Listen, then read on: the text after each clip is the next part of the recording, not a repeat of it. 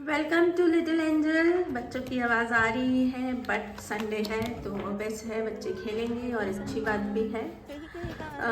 ये वाली रीडिंग उनके लिए है जिनकी सरस्वती या तो शुरू हुई है, पहला चरण है, या दूसरा चरण होने वाला है मार्च में, या तीसरा चरण होने वाला है। तो पहला चरण, दूसरा चरण और तीसरा चरण पिकअप आइल रीडिंग है। तो जो भी आप सिलेक्ट करोगे उसमें पहले तो पहला, दूसरा चरण, तीसरा चरण तो मैं डिक्लेयर बता रही हूँ कि पहला चरण रिवर्स में 7 ऑफ कप्स, ये पहला चरण जिनका शुरू हुआ है या होने वाला है मार्च में। दूसरा चरण ये तो डिक्लेयर्ड ही है, आपको लेना है। इसके अलावा अगर आपको कोई पाइल अट्रैक्ट भी कर रही है तो उसके बाद आप उसको भी सुन लीजिएगा। तो दोनों सुनिएगा, बहुत हेल्पफुल रहेगी। चार्ज उसी तरह से किया है, अगर रहे तो चैनल को शेयर सब्सक्राइब ज़रूर करिएगा। जिनका दूसरा चरण शुरू हो गया है होगा मार्च में 4 ऑफ कप्स रिवर्स में। तीसरा चरण जिसका शुरू होगा 7 ऑफ वॉन्ड्स। तीनों कार्ड को ध्यान से देखिए और एक कार्ड को सिलेक्ट कर लीजिए। पहला चरण, दूसरा चरण, तीसरा चरण, 7.5 का पहला चरण शुरू होगा मार्च में, दूसरा चरण, तीसरा चरण या शुरू हो चुका है, उस तरह से गिन लीजिएगा। इसके अलावा अगर एक बार वीडियो को पॉज करिए और अगर कोई पाइल आपको ट्रैक कर रही है तो पहले अपना चरण सुनने के बाद में फिर आप उस पाइल को भी सुनिएगा। और अगर दोनों सेम है तो जनरल रीडिंग है, पर्सनल रीडिंग का। आपने चुना है 7 ऑफ कप्स रिवर्स में। इसका मतलब इस 7.5 में आपके पास जितने भी ऑप्शंस थे अभी हाथ में, या आपको लग रहा था कि ये वाले ऑप्शंस में से कोई भी एक ऑप्शन चुनकर अगर उस पर काम किया जाए तो वो वर्क करेगा, तो अभी उनमें से कोई भी ऑप्शन या तो आपके पास रहेगा नहीं या आपसे छीन लिया जाएगा, या हालात ऐसे बनेंगे कि आप उस ऑप्शन पे काम नहीं कर पाओगे। तो जिनकी पहली 7.5 का पहला चरण है उनके लिए जो सबसे पहले मैसेज आया है वो ये है। ओम नमः शिवाय। Archangel Haniel, thank you for charging pile number 1 जिनकी 7.5 का पहला चरण चल रहा है। आपका जो भी लग्जरी है या जो भी पावर है या जो भी पहचान है, जो भी एक पोजीशन है, वो इस चरण में घिरने की संभावना बनी हुई है। आपको बहुत ही स्ट्रांग होकर और माइंडफुल होकर अपने सारे डिसीजन लेने पड़ेंगे।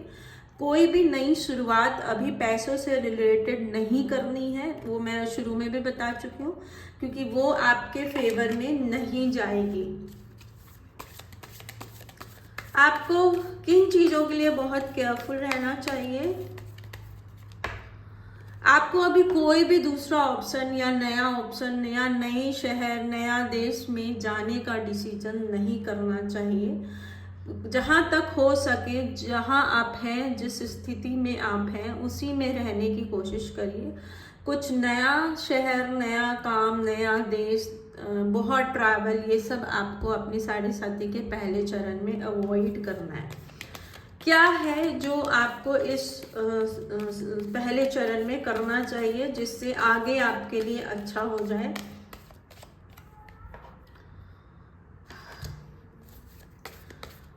कुछ जो आप मनमानी करते हैं वो आपको नहीं करनी है। अगर आप किसी भी तरह की चीज़ में अपनी मनमानी आज तक चलाते आ रहे हैं तो वो मनमानी आपको नहीं करनी है। कार्ड रिवर्स में था इसलिए। और अपने मूड पर बहुत काम करना है। बहुत तरह से आपका मूड खराब होगा या मूड स्विंग करेगा, तो आपको ऐसे बहुत सारे काम करने हैं जिससे आपका मूड रहे, ठीक रहे और आप हेल्दी फील करो। अपनी हेल्थ से रिलेटेड भी, अपनी मतलब ऐसे काम कि जिससे जब स्ट्रगल आए तो भी आप में एक मोटिवेशन बना रहे, एक चार्जिंग बनी रहे, आप डिप्रेशन में नहीं चले जाओ या बहुत मूड स्विंग ना होने पड़े। तो ऐसे लोग जो सेफ होते हैं ना, जो आपके जीवन में ऐसे लोग हैं कि आप जब भी रोए तब उन्होंने आपको हंसा दिया, या उनकी वजह से आपका कोई स्ट्रगल कम हो गया, या ऐसा कोई काम जब आप करते हैं तो कितना भी मूड ऑफ हो आपका मूड फ्रेश हो जाता है, वो सब काम आपको इस पहले चरण में करते रहना है। और उसके लिए टाइम मैनेज करना बहुत ज़रूरी है, तभी आप अपनी साढ़े सती की दूसरी तीसरी चरण में सही तरीके से ट्रांसफर हो पाओगे। नहीं तो बहुत ज़्यादा डिप्रेशन, एंजाइटी, गुस्से की वजह से लड़ाइयाँ, इस तरह की प्रॉब्लम इस चरण में आपके लाइफ में बन सकती है। आपको आपकी हेल्थ कैसी रहेगी सरस्वती के पहले चरण में? अगर हेल्थ डिटेल में जानना हो तो हेल्थ टैरो पे चले जाइएगा, चैनल का लिंक डिस्क्रिप्शन बॉक्स में है। हेल्थ कैसी रहेगी वहाँ पे आपको गाइडेंस मिलती रहेगी तो हेल्पफुल रहेगा। हेल्थ कैसी रहेगी आपकी सरस्वती के पहले चरण में? आपकी हेल्थ बहुत डिस्टर्ब होगी और उसकी वजह से बहुत पैसा खर्च होने का रिस्क बन रहा है, और मनी वाइज भी बहुत जगलिंग होगी। साथ ही साथ में जो आपका जो मेन वजह है ना आपकी हेल्थ मेंटेन रहने की, जिस भी वजह से आज तक आपकी हेल्थ अच्छी थी, वो वजह ही गिरने के चांसेस बहुत ज़्यादा है, या उस वजह से वो वजह डिस्टर्ब हो जाएगी और आपकी जो हेल्थ है, और बहुत स्पेसिफिक वेल्थ वाइज मतलब पैसों से बहुत नुकसान होगा, जो ट्रीटमेंट पे और इस पे पैसा जाएगा ज़्यादा। एंड दूसरा इमोशन, जिस भी वजह से आपका इमोशन अच्छा रहता है या खुश रहते हैं ना, वो वाली हेल्थ भी डिस्टर्ब होने के चांसेस बहुत ब्राइट हैं आपकी सरस्वती के पहले चरण में। मैं इंडियन कार्ड से एक रेमेडी निकालने की कोशिश करती हूँ कि क्या रेमेडी, मैं क्या करना है वो बता चुकी हूँ, क्या रेमेडी करें जिससे आपकी हेल्थ अच्छी रहे, है ना, क्या आपको करना चाहिए जिससे आपकी हेल्थ अच्छी रहे। उसके बाद मैं वेल्थ और रिलेशन दो निकालूंगी। पहले हेल्थ के लिए रेमेडी निकाल देती हूँ। सबसे पहले नरसिंह अवतार भगवान की पूजा करें, विष्णु के नरसिंह अवतार की पूजा करें, उनसे उनके नाम की चैंटिंग करें, अपने आप को थोड़ा सा रिस्पॉन्सिबिलिटी से रिलीज करके रखें, नाम के चक्कर में कोई कुर्सी या पोस्ट ना लें। डिवोर्स हो सकता है तो स्मूथफुली उसको करें, अपनी वजह से, आपकी वजह से वो डिवोर्स ना अटके, इस बात का ध्यान रखिएगा।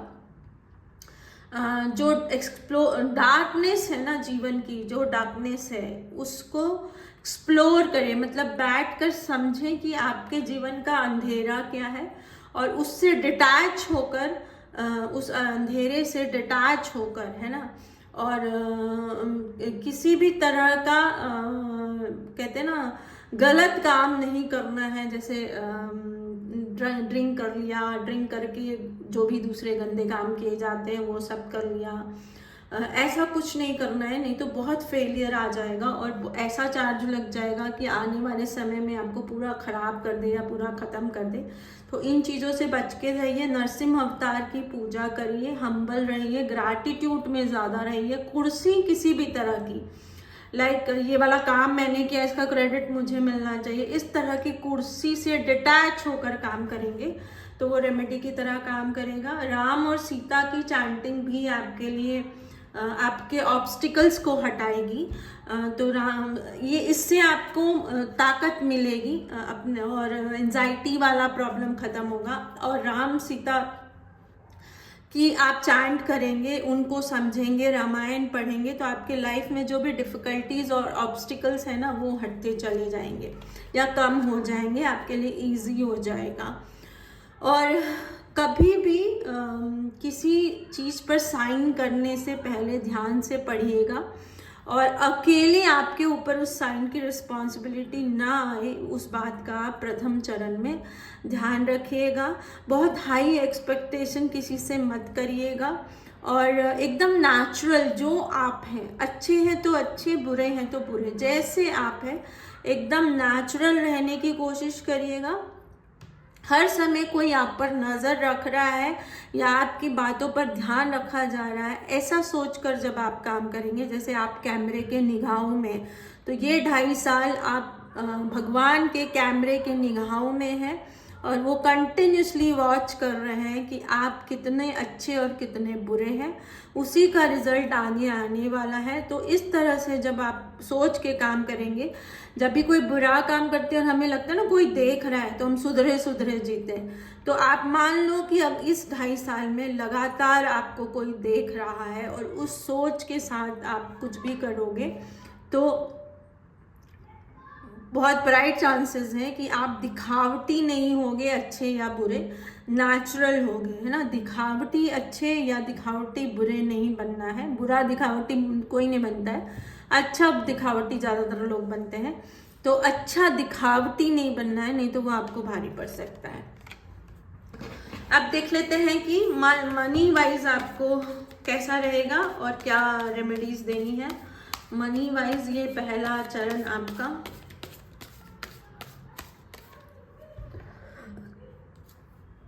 मनी वाइज आपको जो भी सुनी सुनाई बातों पर एक्शन नहीं लेना है। बहुत ज़्यादा नई शुरुआत करें कोई भी इस 2.5 साल में करनी पड़े किसी भी वजह से, तो बहुत केयरफुल रहना है, बहुत जोश में आकर नहीं करना है। अब उस काम के पैरों का ध्यान, मतलब जिस वजह से वो काम चलता है उसका भी ध्यान रखना है एंड अपने पैरों का भी ध्यान रखना है, क्योंकि उस काम की वजह से जब आप उस काम में बिजी हैं और उस वजह से आपको पैरों में चोट लग सकती है, तो अपने पैरों का बहुत ध्यान रखना है। बहुत सोच समझ कर एक्शन लेना है। बहुत ज़्यादा जोश में आकर कोई डिसीजन नहीं लेना है, और अगर लेना पड़ता है किसी भी वजह से तो फिर आपको बहुत संभल कर और बहुत केयरफुल होकर ही उस काम को करना है, नहीं तो पैरों में चोट लगने की रिस्क हमेशा बनी रहेगी। रेमेडी इसमें वैसे तो यही है कि केयरफुल रहिए और ध्यान रखकर करिए। मुझे इंट्यूशन नहीं हो रही है कि इसकी रेमेडी निकालनी चाहिए, अभी तो मैं नहीं निकाल रही हूँ। आप अगर मैरिड हैं तो कैसा रहेगा ये पहला ढैया आपके लिए और क्या केयर करनी है। हाँ, अभी शादी तो बिल्कुल भी नहीं करनी है। इस 2.5 साल में आपको शादी बिल्कुल नहीं करनी है। इस 2.5 साल में अगर आपकी शादी हो चुकी है तो मनी की वजह से या वो ब्लेसिंग्स जिसकी वजह से आपका एक मान सम्मान था और उसकी वजह से आपको वो लाइफ पार्टनर मिला था, वो जाएगा और शादी का एक्चुअल निचोड़ निकल के आएगा कि जो भी वजहें थी वो निकल गई। अब आप एक दूसरे के लिए एक्चुअल में क्या वर्थ करते हो, है ना। जैसे होता है ना, इसकी बेटी उसका बेटा इसलिए शादी हो गई, इतनी सुंदर थी इसलिए शादी हो गई, इतना सुंदर था, इतना पढ़ा लिखा था, तो वो जो था रीज़न था ना, वो रीज़न नहीं है। अब आप husband wife as a relation कितना स्ट्रांग है उस पर आपकी शादी डिपेंड करेगी। और आपको बहुत पेशेंसफुली, अगर आप शादी को बचाना चाहते हो तो बहुत पेशेंसफुली आपको अपनी शादी को निभाना है। बहुत ब्राइट चांसेस है कि आपका पार्टनर इस वक्त बहुत स्ट्रांग पोजीशन पे होगा और आपको ख़त्म करने की, मतलब ख़त्म मीन्स वैसे नहीं होता, मतलब डोमिनेट वो आ गया, इस तरह की सिचुएशन बनने के चांसेस पाइल नंबर 1 बहुत ज़्यादा है। रेमेडी इसके लिए अगर आप करना चाहें, अगर आपको लगे कि शादी बचानी है और उसके लिए कोई रेमेडी करना चाहें आप, तो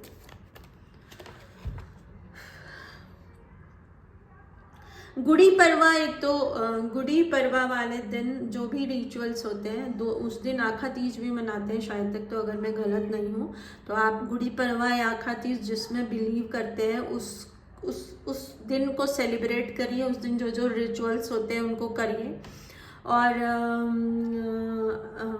अपनी एनर्जी को चार्ज करके रखिए। उसके लिए अगर आप चाहें तो 7 चक्रा को 10 टाइम्स इन अ डे आप करेंगे तो आपको फ़ायदा होगा। और मेरा स्वरिति चैनल है, उस पर शॉर्ट्स में सारे बीज मंत्र दिए हुए हैं, तो जल्दी जल्दी भी हो जाएंगे। 30 सेकेंड का एक है तो 10 करना है तो आराम से हो जाएगा। सातों चक्रा 10 टाइम्स, तो वो आपके मैरिड लाइफ में हेल्पफुल हो सकता है ना। अगर आप बिलीव करते हैं तो करिए, ये सब चीज़ बिलीव की होती है। मानो तो मैं गंगा नाद नहीं तो बहता पानी, वो वाली बात है ना। और मानो तो मैं भगवान नहीं तो पत्थर की मूरत। कैसा रहेगा रिश्तेदारों वाइज आपका ये भैया पहला चरण? रिश्तेदार वाइज वो आपको कुछ गाइड करेंगे, कुछ बताएंगे, आपके जीवन से जुड़े कुछ सच हैं जो पैसों से या खानदान से रिलेटेड है, उसके बारे में आपको वो रिश्तेदारों के थ्रू पता लगेगा। और जो पता लगेगा, जो आपको बताया जाएगा, या जो भी जानकारी आपको इस 2.5 साल में मिलेगी, उससे बहुत ज़्यादा झगड़ा, कॉन्फ्लिक्ट, गरीबी आने के चांसेस। अब गरीबी दोनों तरह के ना, जैसे मैं अपने आप को कुछ समझती थी और पता चला इन न्यूज़ के सुनने के बाद कि भाई वो कुछ नहीं है, मैं तो बैसाखी पे आ गई ना, तो वो उस तरह की सिचुएशन हो सकती है। और इस टाइम पे आपको कंटिन्यूसली अपने पास्ट को फोकस करके, जो आपने खुश के दिन जिए उसको फोकस करके आगे बढ़ना पड़ेगा, नहीं तो बहुत एंजाइटी और बहुत डिप्रेशन आपके लाइफ में आ सकता है। सो बी केयरफुल।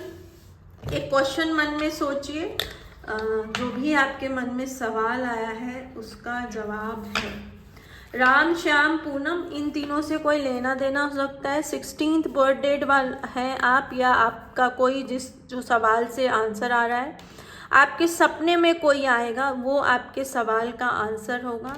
आपका सवाल का जवाब यदि यस और नो में है तो जवाब यस है। 8 ऐसे लोग हैं जिनसे आपको खतरा है, और 8 नंबर से भी आपको खतरा है। तो पाइल नंबर 1, उम्मीद करती हूँ आपको गाइडेंस मिली हो।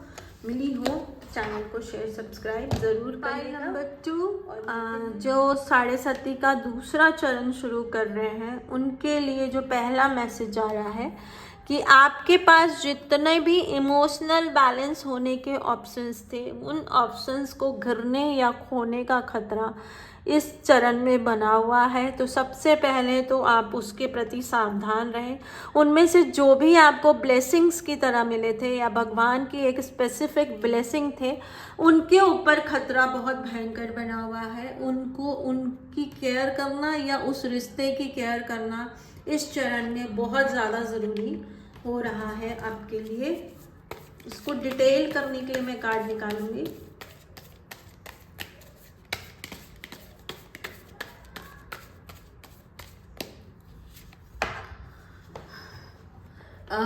जो भी इमोशन आपको फुलफिल करते थे, या कुछ भी जो इमोशनली हील करने के लिए आपके लाइफ में आए थे और भगवान के ब्लेसिंग की तरह थे, अगर आपने उनकी तरफ लापरवाही करी, या उनकी केयर करने में लापरवाही करी, या उनके होने में आपने ज़्यादा इंटरेस्ट नहीं दिखाया, तो आपका जो सुख चैन है, या जो एक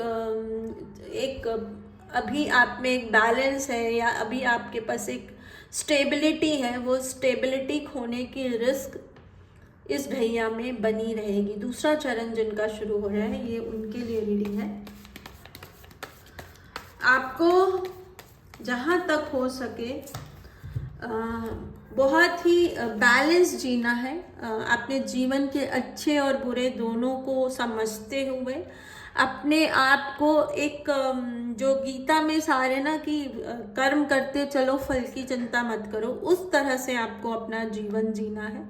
सभी रिश्तों का निभाते हुए लेकिन डिटैच होते हुए, और उनके लिए बहुत एक्सट्रीम भी नहीं करना। ऐसा भी नहीं कि आप अपने रिश्तों में अपनी जगह बनाने के लिए, क्योंकि पहला चरण में रिश्तों से आप दूर हो चुके हैं और उनका असली चेहरा अब आप देख चुके हो, तो ना तो उनसे आपकी तरफ से दुश्मनी बनाकर आपको कार्मिक नहीं करना है, और वो उनसे जो सबक लिया वो भूलना भी नहीं है, और उसको सही ईंधन की तरह यूज़ करते हुए अपनी लाइफ को फ्रूटफुल बनाने के लिए काम करना है। और बहुत बैलेंस्ड तरीके से जीवन में आगे बढ़ना है। तो ये वाला जो ढैया का चरण है वो एक तरह से संन्यास वाला जो होता है ना, कि आपने संन्यास ले लिया है गृहस्थ रहते हुए, तो वो लाइफ कैसी होगी कि आपको आपके जितनी भी ड्यूटीज़ हैं वो करनी है, और उसके बाद ज़्यादा से ज़्यादा टाइम आपको मेडिटेशन स्पिरिचुअल उसमें निकालना है। कोई रिश्ते जो आपको ब्लेसिंग की तरह मिले और अभी हैं, मतलब जब आपकी पहला चरण चला तो आपने अपने सारे रिश्तों के चेहरे देख लिए, मोस्टली सारे ही फेल हो जाते हैं मोस्टली। कोई अगर बचा जिसकी वजह से अभी भी आप मुस्कुरा सकते हैं, अभी भी आप खुश रह सकते हैं, तो उनकी तरफ आपको केयरफुल रहना है, बाकी से डिटैच होके जीना है। मतलब ये है सेकंड चरण में कि जितने भी रिश्तों को आपने देखा कि उन्होंने आपका दिल दुखाया या आपका साथ नहीं दिया या उनकी वजह से आप किसी प्रॉब्लम में आए, उनसे जो भी सबक सीखा वो सबक अपने आप को ग्रो करने में यूज़ करना है। लेकिन उनसे दुश्मनी, मैं तेरे से बदला लूँगी या लूँगा टाइम मिलते ही, वो वाला एटीट्यूड नहीं रखना है, डिटैच हो जाना है। उनका जो होना है वो उनके भगवान देख लेंगे। अपनी सेफ्टी प्रिकॉशंस ज़रूर करने हैं, जैसा मैंने बोला, जो भी उनसे धोखा खाने के बाद हमने सबक लिया, उन सबक को याद रखना है, लेकिन बदला वाला पैटर्न नहीं रखना है। और एक बहुत बैलेंस जो गीता का सार है कि कर्म करते चलो फल की चिंता मत करो, उस सार के अकॉर्डिंग हमको ये वाला ढैया जीना है। बहुत सारे हिडन शत्रु और हैं जो सामने आएंगे, और ये वो होंगे जो खासकर आपको जो इस मतलब जो इक्के दुक्के लोग बचे हैं जिनकी वजह से आप खुश रहते हैं ना, ये उनके शत्रु होंगे। और आप मतलब उनको कमज़ोर करने के लिए आपसे रिश्ता डिटैच करने की कोशिश की जाएगी, या आपको कमज़ोर करने के लिए उनसे रिश्ता। तो बहुत सारी अफवाहें, तंत्र मंत्र, ब्लैक मैजिक, क्रसेस, कुछ भी हो सकता है। आपको बहुत चढ़ाया भी जा सकता है, आपको ऐसा महसूस कराया जा सकता है कि आप बहुत सक्सेसफुल हैं और वो इतना नहीं है, या आप में बहुत मैजिकल पावर है, आप कोई बहुत बड़ी पोस्ट के लिए एलिजिबल है और वो पोस्ट ऐसी होगी या वो ट्रांसफ़र ऐसी होगी जिसके थ्रू आपको उनसे दूर करने की कोशिश की जा सकती है। आपको कोई ऐसा ओहदा या ऐसी कोई चीज़ दी जा सकती है जिससे उनसे दूरी बनने की वजह बने।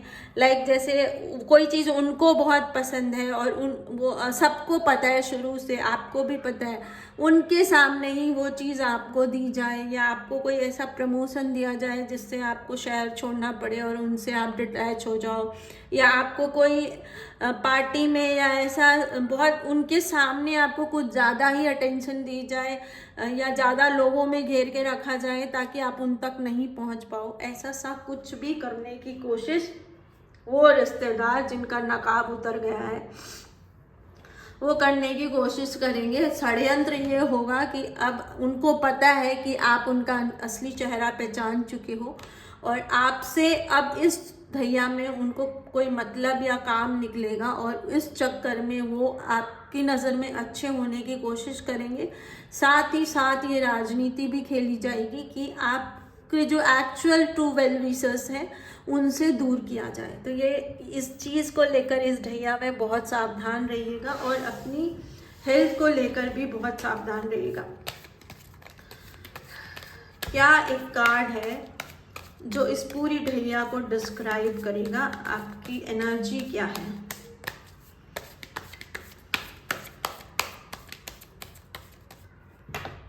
The handman.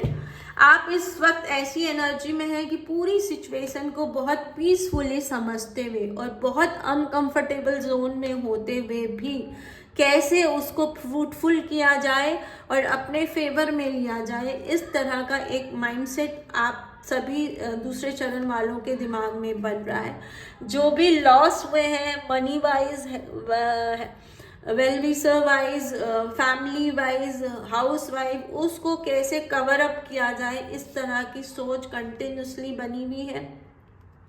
बहुत सारे हेल्थ इश्यूज जो इस पहले चरण में झेले, उसकी वजह से जो आप एंजाइटी डिप्रेशन में गए या ऑपरेशन कराना पड़ा, तो बात उसकी वजह से और दूसरी 2-3 बीमारियां ना लगे, इसको कैसे मैनेज किया जाए, ये सारा दिमाग एज अ हैंगमैन, मतलब परिस्थिति तो अगेंस्ट है लेकिन उसको फेवर में कैसे लिया जाए, इस चीज़ को समझना और उस चीज़ में अपना दिमाग लगाना, अनकंफर्टेबल जोन में भी होते हुए उस जोन को एंजॉय करना, ये वाली एनर्जी अभी आपकी बनी हुई है। जीना कैसे है वो मैंने बता दिया है, उसको रिवाइंड करके सुनेंगे तो सुन लेंगे, वापस सुन लीजिएगा।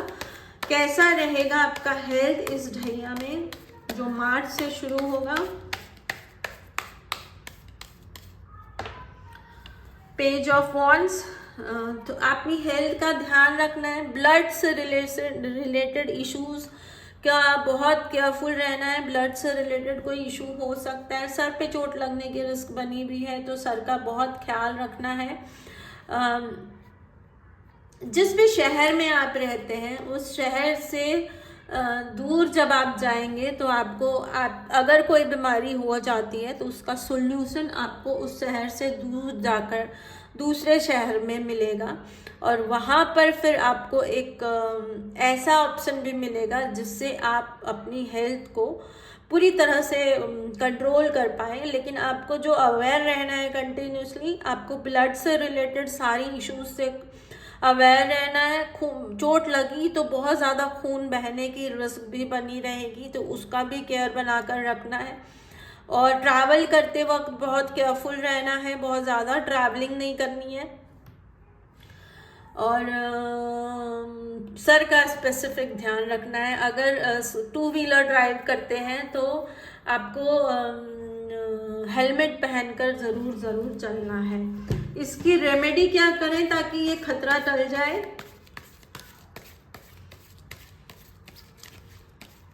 अगर आर्कएंजल हेन्याइल में बिलीव करते हैं तो व्हाइट कैंडल उनके नाम से जलाते रहिए। मून से रिलेटेड रिचुअल्स करिए या शिव से रिलेटेड रिचुअल्स करिए। ओम नमः शिवाय का जाप आपको इस मुसीबत से हटा सकता है। आपको जो भी डिप्रेशन या नाइटमेयर या फियर है उससे भी दूर कर देगा, और साथ साथ में जो चोट लगने का खतरा बन रहा है उससे भी आपको रिलीज कर देगा। और आपको वाइट कलर की कैंडल भी वही है, तो शिव के नाम का जाप या आर्कएंजल हेन्याइल के नाम से वाइट कैंडल जब आप जलाएंगे तो ये वाला हेल्थ पे जो खतरा आपके ऊपर बना हुआ है ये टल जाएगा या मिनिमाइज हो जाएगा। जितना मिनिमाइज किया जा सकता है उसको उतना मिनिमाइज किया जाएगा, हो जाएगा। फिर आपको क्या करनी है मैंने आपको बता ही दिया है। कुछ कार्ड्स अपने आप आए हैं, मैं उसको रीड करने की कोशिश करूंगी। आपकी खुशियों को चोरी करने की लगातार कोशिश की जा रही है और करते रहेंगे। आप अपने आप को स्टैब्लिश करने के लिए लगातार एफर्ट्स कर रहे हो, और वो रिश्तेदार या सो कॉल लोग आपको उससे हमेशा दूर करने और छीनने की कोशिश करते रहेंगे। आपसे वो उम्मीद करते हैं कि आप उनके लिए खूब सारा करते रहो, लेकिन अपने लिए कभी कुछ डिमांड ना करो। आपकी पीठ पर खूब क्या कहते हैं घात करने की ज़बरदस्त कोशिश की जाएगी। आप जब भी कुछ नया तैयार करने या बनाने की कोशिश करोगे आप उस पर ध्यान ना दे सको और आपका ध्यान कहीं और लगाने की कोशिश, ताकि आप जो नया शुरुआत कर रहे हो उसको खराब किया जाए। आप अकेले हो, बहुत बुरे हो, आप किसी को अच्छे नहीं लगते हो, इस तरह के सेंटेंस बोलकर आपको अकेला रखने की और अकेला बनाने की कोशिश की जाएगी, ताकि आप इमोशनली हील फील ना करो और कभी भी मतलब आप सुख में ना आओ। इस बात की पूरी कोशिश वो लोग जिनके चेहरे आपने पहले चरण में देख लिए हैं वो अपनी तरफ से पूरा एफर्ट्स लगाएंगे कि आप उस तरह की कंफर्ट जोन में, मतलब आप खुश ना रह सको या आपके जीवन में सुख ना आ सके। आपके लिए भगवान ने वो प्लान कर रहे हैं, लेकिन भगवान ने क्या प्लान किया है, अगर आप जैसा मैंने गाइड किया आपको शुरू में वैसा कंटिन्यू करते हो तो फिर आपको भगवान क्या गिफ्ट देना चाहते हैं।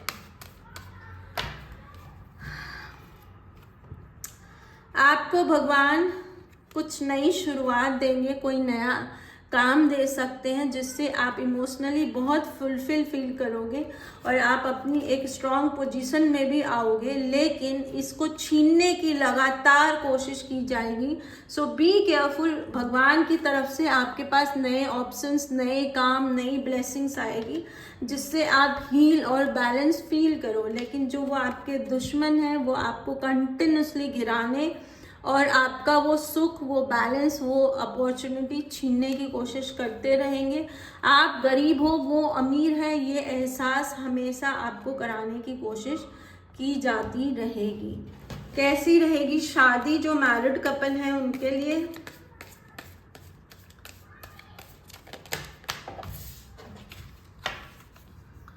शादी में भी खतरा बना हुआ है। बहुत टाइम से जो शादी आप मैनेज करके चलने की कोशिश कर रहे हो, उस शादी के गिरने, खोने या उस शादी में जो खूबसूरती है उसको, मतलब जिस वजह से वो शादी टिकी हुई है, वो खोने की, वो धन जो है मैरिड बाउंड, आपकी बॉन्डिंग का वो वचन जो आप दोनों निभा रहे हो, जिसकी वजह से ये शादी टिकी हुई है, उसको खोने का डर बना हुआ है या आपके मन में वो डर बनने लगेगा।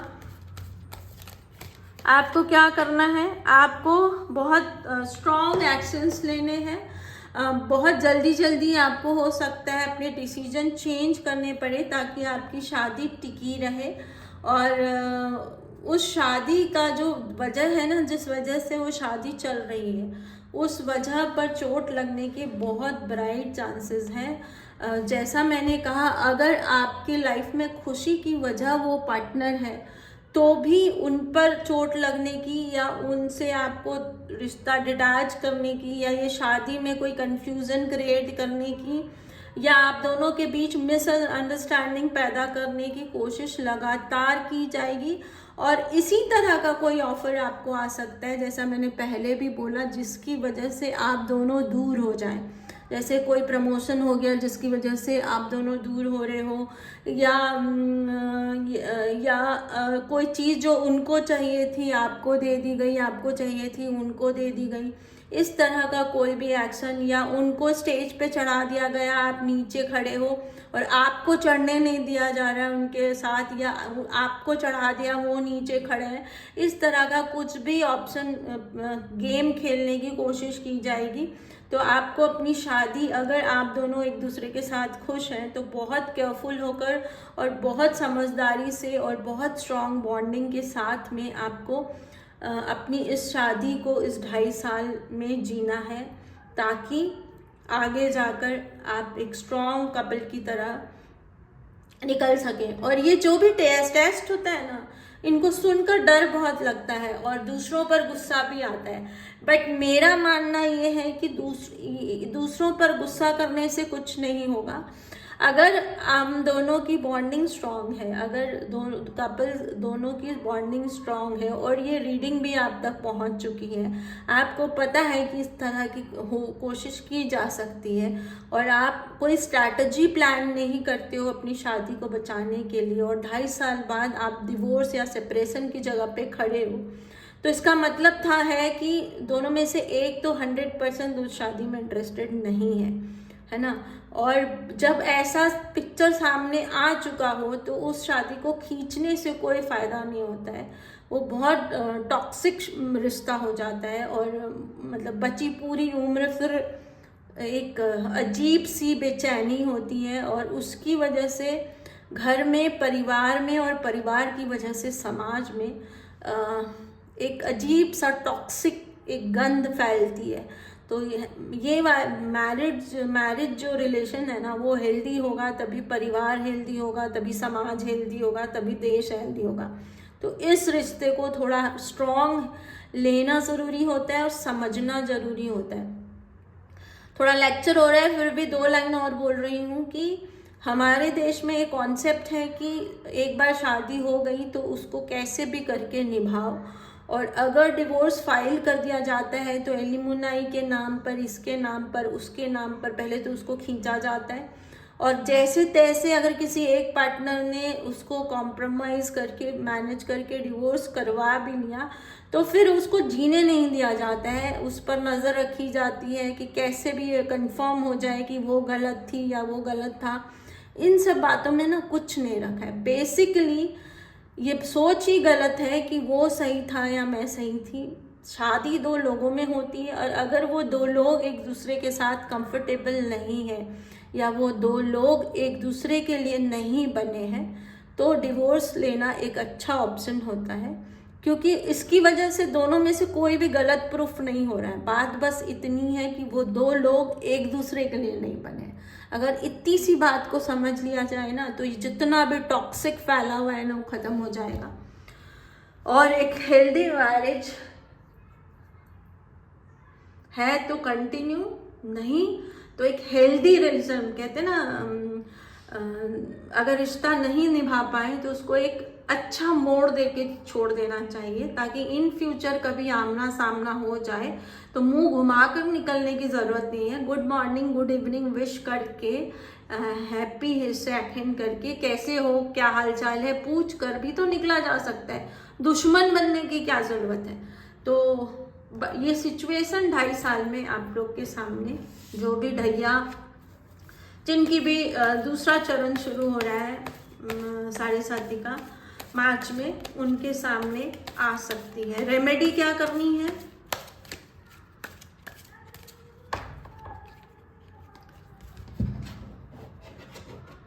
सबसे पहले तो हो सके तो पीतल के कलश में पानी भर के, जल भर के विष्णु भगवान की चांटिंग करिए।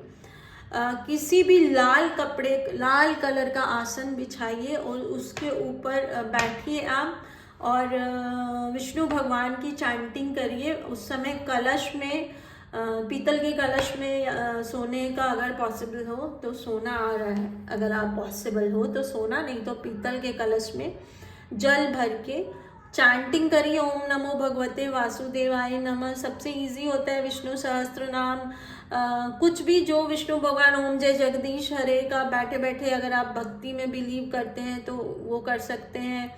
वो जाप करिए, फिर उस पानी को पी लीजिए तो वो आपको इस शादी में बचाने में हेल्पफुल रहेगा। आपको कोई भी गद्दी लेने अवॉइड करनी है या बहुत सारे शर्तों पर लेनी है। कोई भी पोजीशन या पावर आपको ऑफर की जाए तो सबसे पहले तो वो ट्रुथ बेस्ड होनी चाहिए कि आप ही उसके लिए एलिजिबल हैं। मस्काबाजी में अगर आपको दी जा रही है तो आपको अच्छे से उसको चेक करना है। आपको एकदम केयरफुल अपने आप पर होना है कि क्या सच में ये कुर्सी के लिए मैं एलिजिबल हूँ जो मुझे वो लोग ऑफर कर रहे हैं, और अगर हूँ तो बहुत सारा चीज़ों को चेक करने के बाद ही उसको यस करना है, नहीं तो वो एक बहुत बड़ा राजनीतिक, मतलब आपके खिलाफ खेला हुआ षड्यंत्र हो सकता है। सो बी केयरफुल। ये भी एक रेमेडी की तरह लीजिएगा। फाइल नंबर 2, एक सवाल अपने मन में सोचिए और मैं उसका जवाब देने की कोशिश करती हूँ।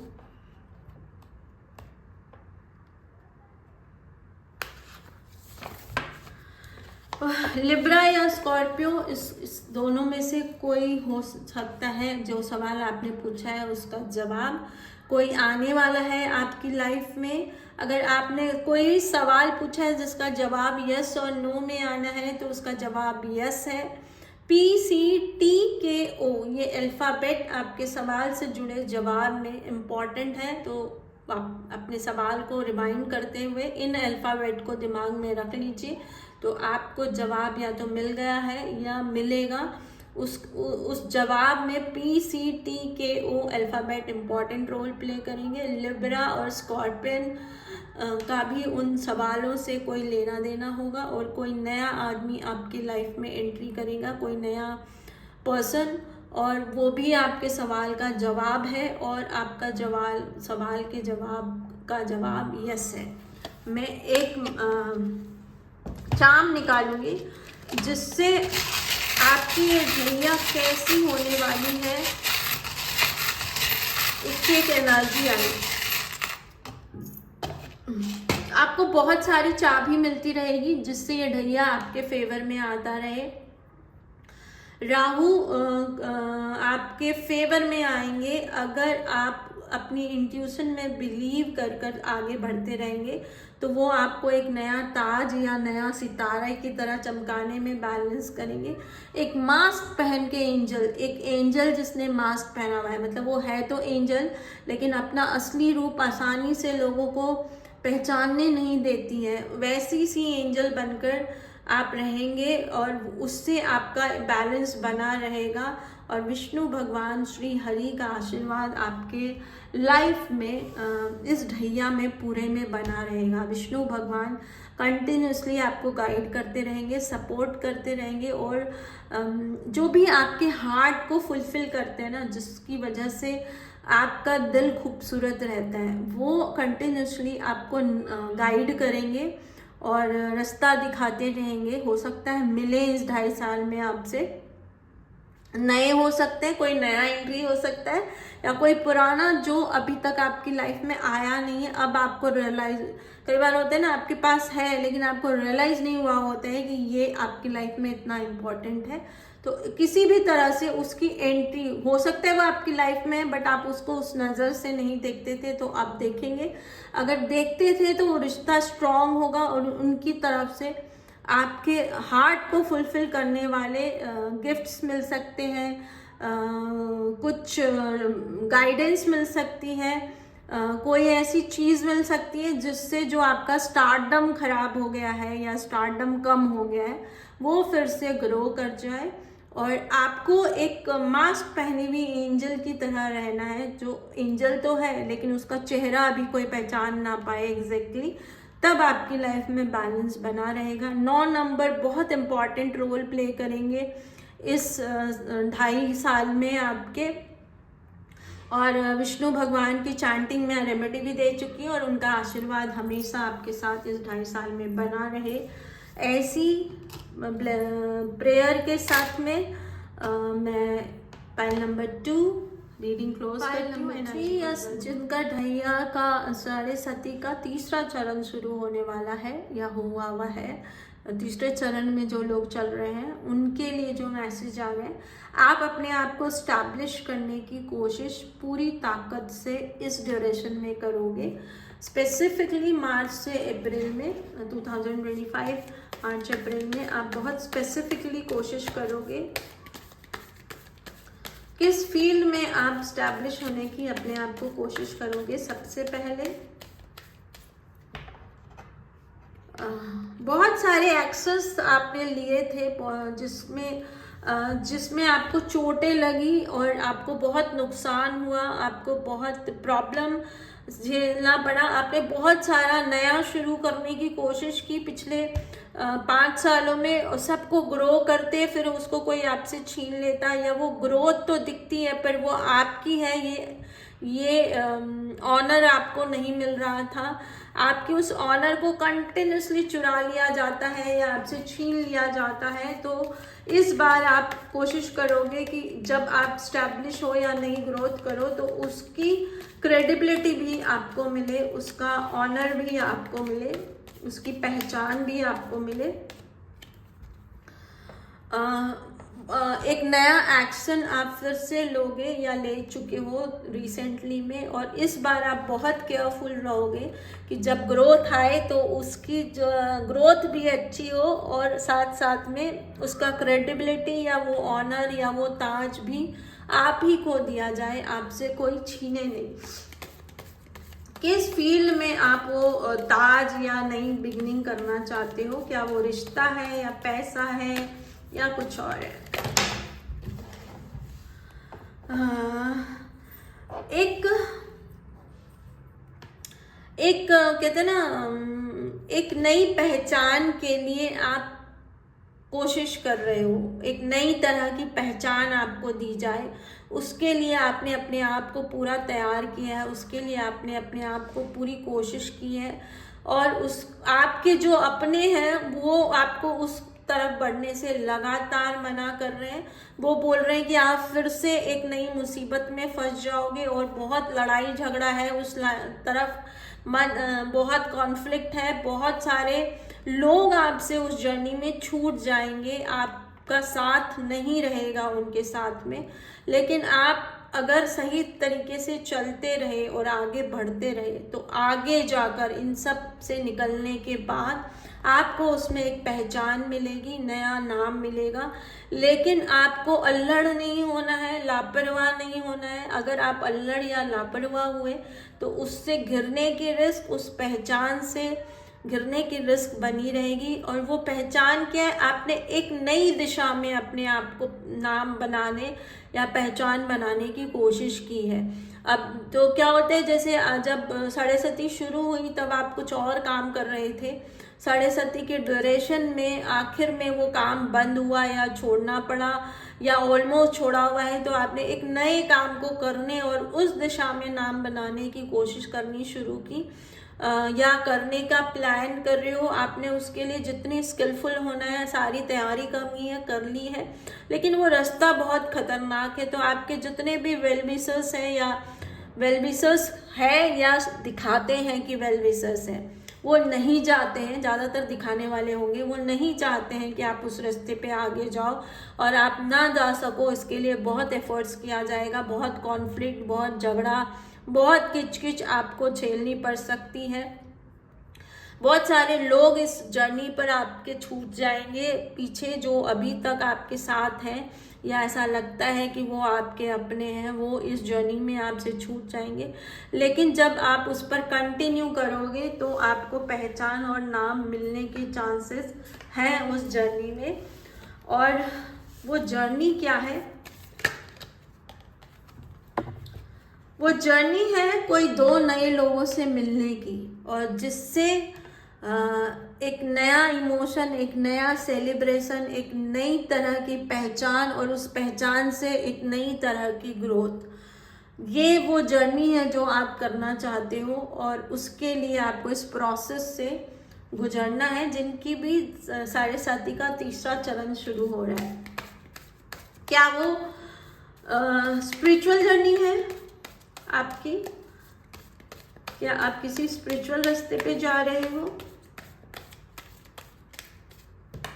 यस, आप कोई स्पिरिचुअल जर्नी की कोशिश कर रहे हो जिससे आपको लगता है कि आपके अंदर एक बैलेंस आ जाएगा। आप जो उखड़े उखड़े से हो वो बैलेंस जीने लगोगे। आपके अंदर जो वो एंजल है या ह्यूमन है वो फिर से अलाइव हो जाएगा।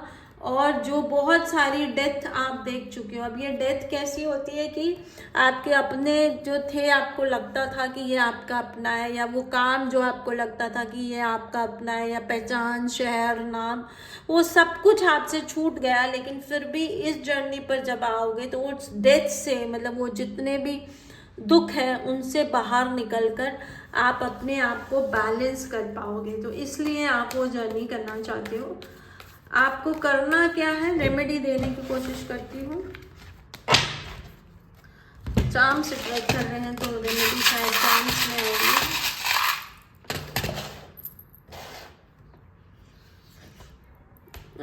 ट्रांसफॉर्म हो चुके हो आप पूरे, आपने अपनी ट्रांसफॉर्मेशन की जर्नी पूरी कर ली और आप एक पूरी तरह से ट्रांसफॉर्म हो चुके हो। और अब आप उड़ने की तैयारी कर रहे हो और उससे आपको स्टारडम मिलेगा और आपको उड़ना है। आपको ध्यान क्या रखना है, आपने जो अपने अंदर एक एंजल वाला फॉर्मेट तैयार किया है, या अपने आप को एक ग्रैटिट्यूड में आपने जो स्पिरिचुअल जर्नी, मोस्टली आप में से वो लोग होंगे जिन्होंने अपनी स्पिरिचुअल जर्नी शुरू की है, और उस जर्नी में आपको वो बैलेंस, वो सुख, वो स्टारडम मिलेगा जो आप चाह रहे हो। यहाँ पर ध्यान क्या रखना है कि आप में से बहुत सारे लोग एक काम बदल कर कुछ काम बदलेंगे और उस काम को में एक स्पिरिचुअलिटी है। जैसे मैं जो भी काम करती हूँ ना उसमें एकदम प्योर होकर काम करती हूँ।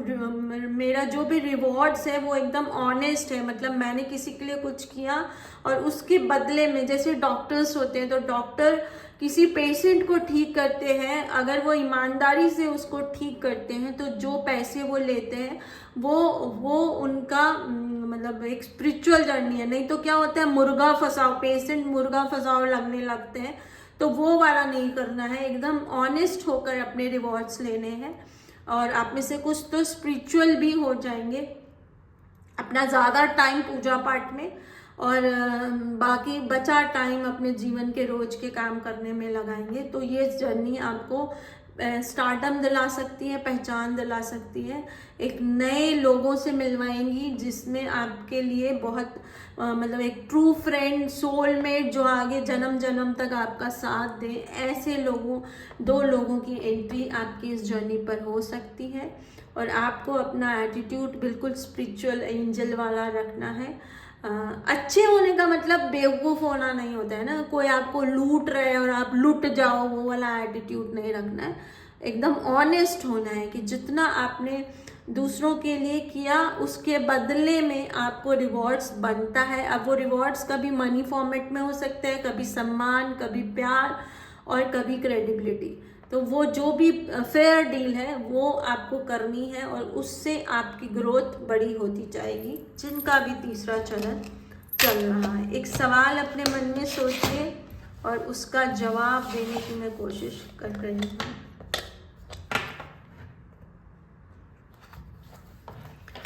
जो सवाल है उसका जवाब है यस। आप जो भी सवाल किए हैं उसका जवाब यस है। एरीज, लिब्रा कोई इम्पॉर्टेंट रोल प्ले करेंगे उसमें। 9 बी केयरफुल, 9 नंबर से केयरफुल रहिए और जानने की कोशिश करिए कि वो कौन है ना। जो 9 नंबर है उससे केयरफुल भी रहना है और जानने की कोशिश करिए कि वो एक्चुअल में कौन है। जो जितना दिख रहा है, जैसा दिख रहा है वैसा ही है या कुछ और है। आर्कएंजल माइकल आपको कंटिन्यूसली हेल्प करते हैं, तो उनके नाम से चैंट करके या कैंडल जलाकर जब आप प्रे करेंगे तो वो आपको सही रास्ता दिखाएंगे। और try to know who is there और बिहाइंड द सीन, दोनों चीज़ आपको समझनी है कि कौन है वो और उसके जो सीन के पीछे चल रहा है वो सच क्या है। मतलब कुछ हमें दिखाया जा रहा है और कुछ है जो दिख नहीं रहा है। वो दिख नहीं रहा वो क्या है उसको समझेंगे तो आपने जो सवाल किया है उसका जवाब तक पहुंचने में आपको हेल्प मिलेगी। उम्मीद करती हूँ कि मेरी रीडिंग आपको हेल्प करती हो तो चैनल को शेयर सब्सक्राइब ज़रूर करिएगा और मिलते हैं।